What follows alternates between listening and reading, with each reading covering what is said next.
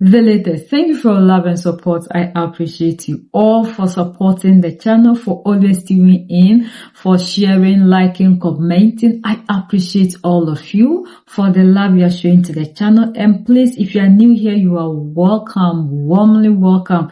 And please subscribe, hit the notification and select all so you don't miss any of our deep dive into the stories that matter to the continent.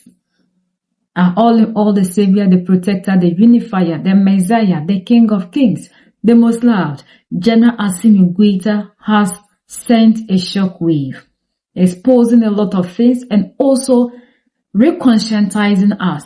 According to General Assimi Goïta, yes, it's true that we have to win the war on the battlefield.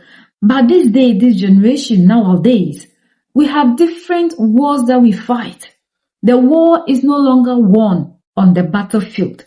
And that is the reason to which he needs to bring this to our attention. As they are on the battlefield, doing everything possible to give us the freedom, there is another war that has also emerged. And this war is a war of misinformation. How the mainstream media are using their outlets to misinform the general public. So for that matter, it is very important for us to also understand what we need to do as a people. We have a very big role to also play, and that is by making sure that we pay attention to what our leaders feed us. Let's not give ourselves the opportunity to be misled, misinformed, to rise against our country. Diplomatic Corps, ladies and gentlemen. Mali knows that security is not only won on the battlefield, it is also played out in the communication space. Disinformation, manipulation, smear campaigns, and media intimidation have become instruments of pressure against the AS countries. These actions are orchestrated by foreign sponsors to weaken, break collective morale, and fracture society. Thus, these disinformation campaigns constitute a form of political violence, a method of submission, and in their effect, another phase of terrorism, which I call political terrorism. Our response will remain firm and calm. Actually, it will be based on national cohesion, the strength of our institutions, the transparency of public action, and citizens' access to reliable information. We will not give in to fear or confusion. We will counter fabricated narratives with the truth of facts and attempts at division with the unity of the nation. Mr. Dean of the Diplomatic Corps, ladies and gentlemen, the transition government continues its mission of rebuilding in accordance with the aspirations expressed by the Malian people. To rebuild is to adapt to its socio-cultural realities and to put the state at the service of the general interests. Rebuilding means strengthening justice, improving governance, fighting against corruption, and restoring trust between rulers and the governed. Rebuilding also means modernizing the administration, securing the economic space, and creating conditions for lasting stability.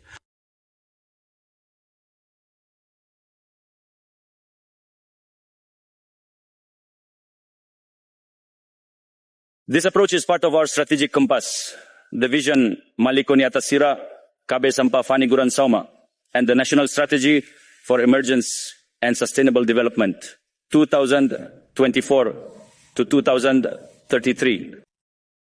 But at the horizon, we have said our ambition is clear: a reconciled, stable, just, and prosperous Mali. And in this perspective, we place particular importance on human capital, youth, education, health, and the promotion of values, because sovereignty does not endure and cannot be promised without well-educated citizens, social cohesion, and confidence in the future. To this end, We have declared the year 2026 to 2027 as the year of education and culture to further enhance our cultural heritage and ensure competitiveness in a rapidly changing world.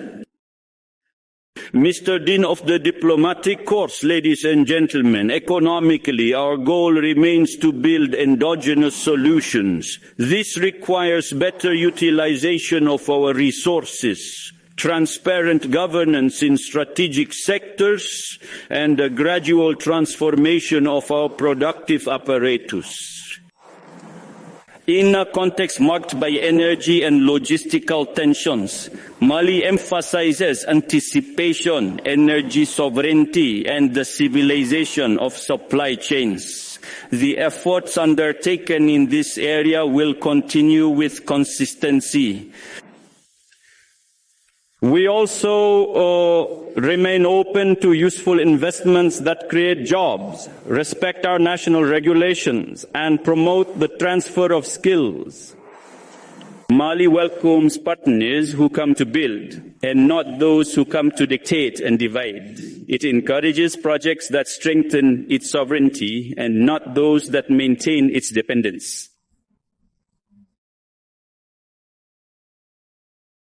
Mr. Dean of the Diplomatic Corps, ladies and gentlemen, Mali remains committed to the principle of the United Nations Charter, to respecting the territorial integrity of states, to non-interference in the internal affairs of states, and to the peaceful resolution of disputes.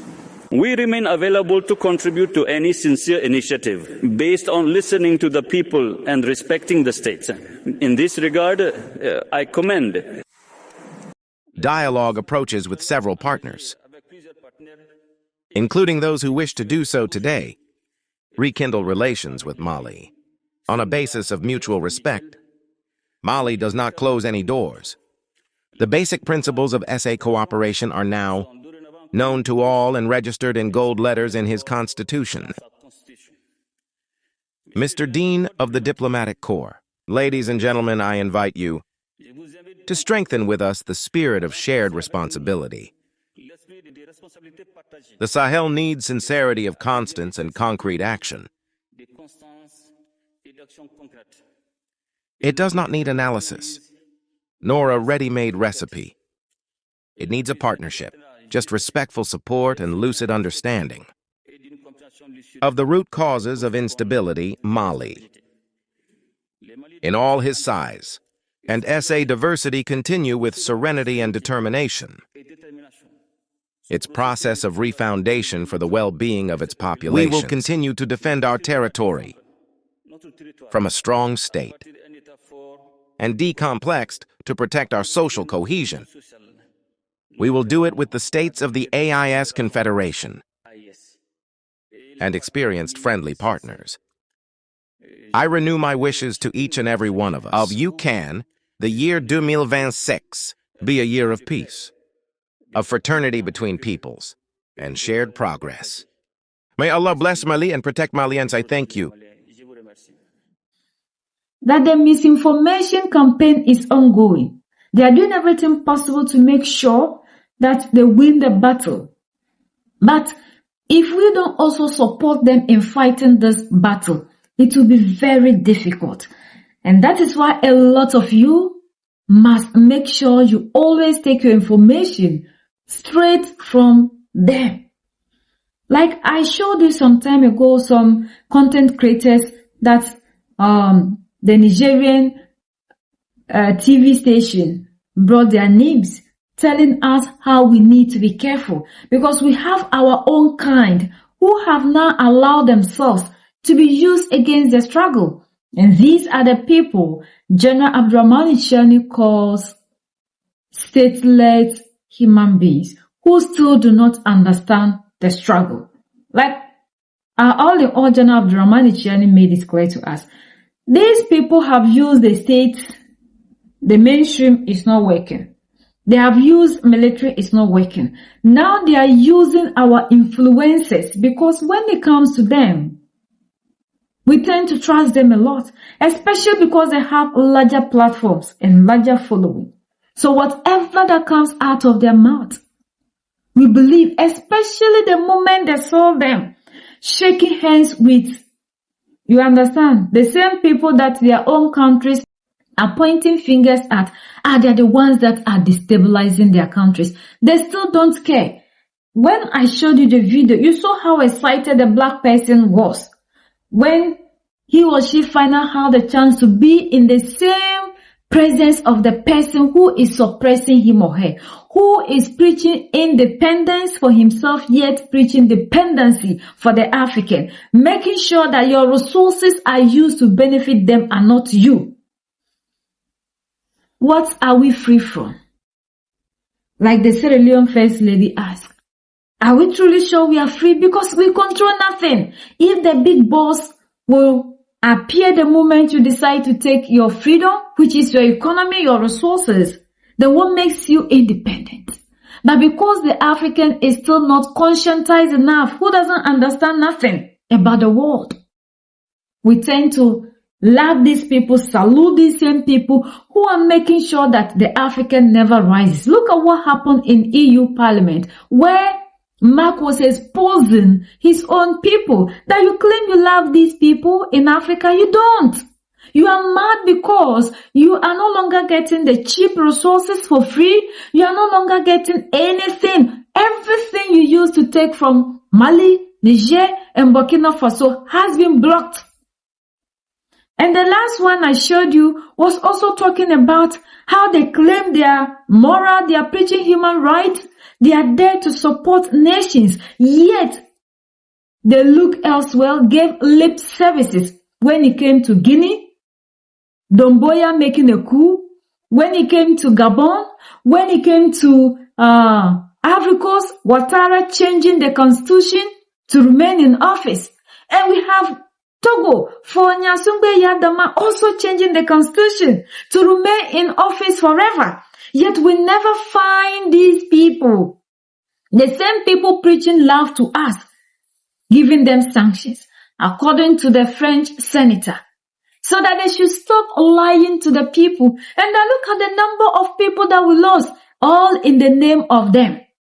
Because they think that the resources in Africa must be used to benefit them, not as the people. So if you are in Africa, who still sit here, support these things in the name of whatever you have, then you are still somebody like Jana Chiani said, we really need to reconscientize your mentality.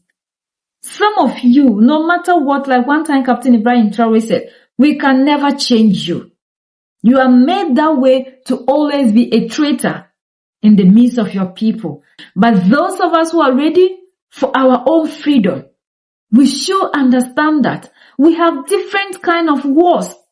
And there was a time I talked about equipment. Some of you, when you hear equipment, you think that it's only these ones that they use that we call equipment. They have different things that they can use to shoot at you. One is this information warfare. This is also a tool or an equipment they are using against you, the African. So don't always expect that when we say they are using this equipment again, then you come and ask me, where are they? Which kind of, it's not true. Depending on the environment in which the word is found, there you get to know the meaning of the word. So this information war, do we call it war? But it is a war in a different form. The time has come for us all collectively to unite. We have a role to play to protect our land, not allow ourselves to be used against our own selves. If you, the African, is not ready to help the leaders who are in the battlefield, and then you see them and say you want freedom, then you are joking. We have a role to play. Let us not allow ourselves in this information age to be used against our own kind. The people who are preaching that they love Africa, when they were invited to be in Accra for Operation Summit, they didn't come, and the excuses that they gave will shock you. They are now still teaching us history. That's why we love Russia. We love China. We love China because when these countries come, they don't lecture Africa. This is not a time for them to lecture us because we already know our history, even though they try to change it, except those of us who still do not want to broaden our horizon. Let's unite because we are the only ones that can set ourselves free. So we can also support our military leaders in order for them to give us the freedom we are looking for. We are the only ones that can set ourselves free. United we stand, divided we fall, and united we keep standing forever and ever. The greatest enemy of the African is mental slavery. So let's decolonize ourselves from mental slavery. Let's keep sharing to educate our brothers and sisters. Together we'll make Africa great for ourselves and the next generations that are going to come. So that's the latest around the world in Africa, West Africa, and in Mali.